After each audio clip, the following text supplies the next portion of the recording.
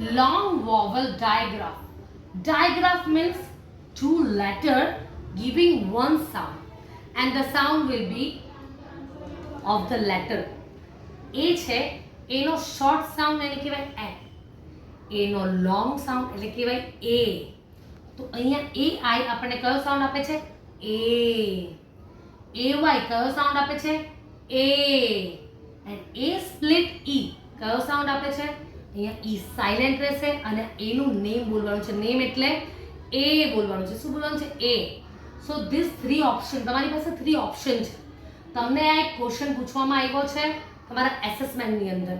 એ એસેસમેન્ટની અંદર તમે એઆઈ, એવાય યા એ સ્પ્લિટ ઈ ત્રણમાંથી કોઈ બી એક લખો તો બી તમને લોકોને માર્ક્સ મળશે.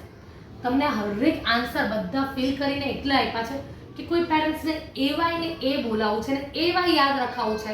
ઓકે, આને તો લર્ન કરવું જ પડશે. ઓકે, કેમ કે આ છે ને ડાયગ્રાફ છે. આ ડાયગ્રાફથી થાઉઝન્ડ્સ ઓફ વર્ડ તમારા ચાઇલ્ડ રીડ કરી શકે. તો આ ડાયગ્રાફ તમારે મેમરાઇઝ કરાવવાના છે બચ્ચાઓને. Like double E, E and E comes together, says E A, E split E. તો આ બધા જે છે આને ડાયગ્રાફ કહેવાય અને સ્પ્લિટ ડાયગ્રાફ કહેવાય. તો એ ઈ નો સાઉન્ડ આપે છે. ઈ નો short sound H A, but long છે ઈ. ડબલ ઈ સેઝ ઈ, જે આ મેઇન સાઉન્ડ છે. A I is the main sound. Double E is the main sound. IE is the main sound. OA is the main sound. UE is the main sound. But નીચે જે sound છે એ alternative ડાયગ્રાફ એટલે second sound કહેવાય, યા આવા જે dash વાળા sound છે એને કહેવાય સ્પ્લિટ ડાયગ્રાફ. શું કહેવાય? સ્પ્લિટ ડાયગ્રાફ. પણ એ હરેક ડાયગ્રાફ શું આપશે? Long sound. લોંગ સાઉન્ડ એટલે વોવેલનું નેમ બોલવાનું. એ આ બધા સાઉન્ડ ક્યારે બી વર્ડમાં આવે તો એને શું બોલવાનું? એ. આ બધા સાઉન્ડ વર્ડમાં આવે તો બોલવાનું ઈ. આ ઈ આવે તો આઈ. ઓ આવે તો ઓ. પણ હવે ઈ છે એની કોલમમાં આઈ ઈ ના બી 5 વર્ડ છે. ઓકે, તો I E sometimes giving E sound also, like in chief, brief. એટલે તમારે લોકોએ ટેક્સ્ટબુકને બહુ પ્રોપરલી ધ્યાનથી બચ્ચાઓની સામે ઓકે પ્રેઝન્ટ કરવાની છે. બચ્ચું ડરી ના જવું જોઈએ, બચ્ચું કન્ફ્યુઝ ના થઈ જવું જોઈએ કે ઓ માય ગોડ આ બધું એક્ઝેક્ટલી છે શું. એટલે અમે હરેક વસ્તુના 5 વર્ડ્સ તમને આપ્યા છે કે તમે એ વર્ડ કરાવો અને એને બિગ વેથી તમે રાઇટિંગમાં કરાવો. રાઇટિંગમાં મતલબ એક પેજ છે તો ઓનલી 5 વર્ડ્સ લખી અને પછી એને રીડ કરાવો.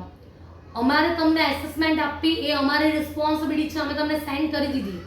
બટ હવે સમજો કે મારો આનો વર્ડ છે રેન, મેન, ચેન. ઓકે, તો મારે એક પેજની અંદર બિગ હેન્ડરાઇટિંગથી લખી અને સ્પેલિંગને હું સાઉન્ડથી રીડ કરાવું. ર એ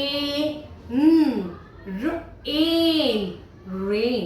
લાઈક એ વાયનો મારે વર્ડ શીખવો છે તો ડ એ ડે, મ એ મે.